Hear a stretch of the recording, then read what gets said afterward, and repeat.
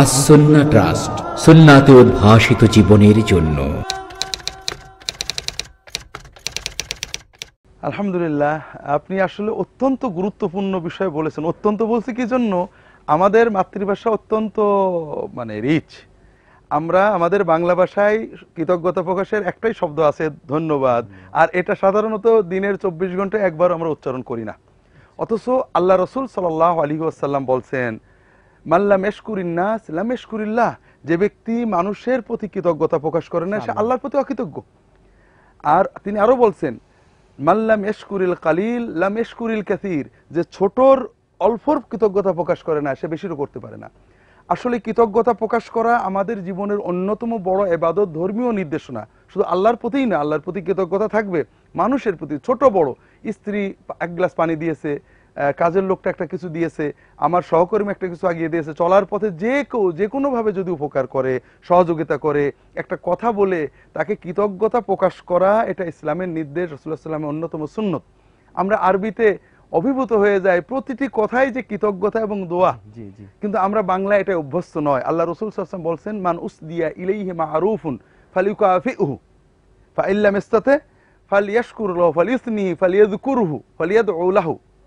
মানুষ যখন আমাদের কোনো উপকার করেন জীবনের চলার মুহূর্তে যে কোনো সময়ে, আমাদের প্রথম দায়িত্ব তাকে প্রতিদান দেওয়ার, তার উপকার করার জন্য সাধ্যমতো চেষ্টা করা। যদি আমরা সেটা করি বা করতে ব্যর্থ হই, দ্বিতীয় হলো তার প্রতি কৃতজ্ঞতা প্রকাশ করা, তার সামনে পিছনে তার প্রশংসা করা। লক্ষ্য করুন, শুধু সামনে থ্যাংক ইউ নয়, পিছনেও তার প্রশংসা করা, যে লোকটা আমার উপকার করেছিল, তার উপকারের কথা সবার সামনে বলা, ফালিয়াযকুরহু, সেজন্য তার উপকারের কথা বলে। এ ব্যাপারে কিন্তু আমরা বাঙালিরা অত্যন্ত কৃপণ। আমরা জীবনে উপস্থিতিতে তো বলতে কষ্ট হয়, আর অনুপস্থিতিতে কারোর কাছে বলবো যে অমুক আমার উপকার করেছিল, আমি তার প্রতি কৃতজ্ঞ, তার অনুপস্থিতিতে, এটা আমরা কল্পনাই করতে পারি না। কিন্তু এটা যে আল্লাহর নির্দেশিত, রাসূলুল্লাহ সাল্লাল্লাহু আলাইহি ওয়াসাল্লাম সুন্নাহ নির্দেশিত ইবাদত, এটা আমরা বুঝতে পারি না। তৃতীয়, আল্লাহ রাসূল সাল্লাল্লাহু আলাইহি ওয়াসাল্লাম বলছেন, ওয়ালিয়াদউ লাহু, সেজন্য তার জন্য দোয়া করে। কাজেই আমরা জীবনে চলার পথে যখন যেভাবে মানুষ দেখে কিছু সার্ভিস পাবো, আমার মেয়েটা আমাকে পানি এনেছে, শুকরান, আল্লাহ তোমার বরকত দিক, আল্লাহ ধন্যবাদ, আল্লাহ তোমার ভালো করুক, জাযাকাল্লাহু খায়রান ওয়াফাকাকাল্লাহ, এটা ইসলামের একটা অন্যতম দৈনন্দিন অভ্যাসে পরিণত হওয়া আমাদের উচিত। এর পাশাপাশি দুটো বিষয় আমাদের এখানে মনে পড়ছে, সেটা হলো, একটা হলো আমরা অকৃতজ্ঞ। স্বাভাবিকভাবে বাংলাদেশের মুসলমান আমরা কারো ধন্যবাদ দিতে চাই না, কিন্তু ধন্যবাদ পাইতে আমরা খুব উৎসাহী। আর আল্লাহর নির্দেশ হলো কোনো কাজ তুমি ধন্যবাদ পাওয়ার জন্য করবে না। আমরা প্রায় বলি যে অমুক লোকটার এত কিছু করলাম, সে আমার কিছু করলো না, এরকম কথা প্রায় শোনা যায়।